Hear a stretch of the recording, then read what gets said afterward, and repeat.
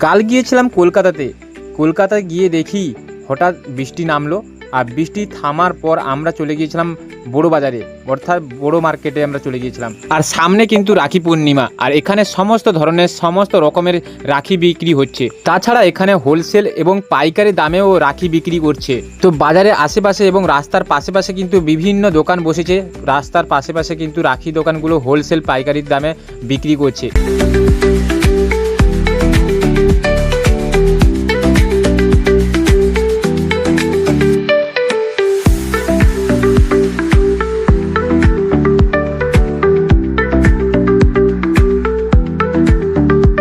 বহু রাখি দেখার পর কিন্তু আমিও ফাইনালি একটা রাখি কিনে ফেললাম। সামনে রাখি পূর্ণিমা, সবাই যে যার ভাই বোনকে পরাবে রাখি, আর এটাই তো ভাই বোনের ভালোবাসা বা বন্ধন। আজকের এই ছোট মিনি ব্লগটা কেমন লেগেছে তোমরা কমেন্ট করে বলো। ভালো লাগলে লাইক কমেন্ট শেয়ার করতে ভুলবে না।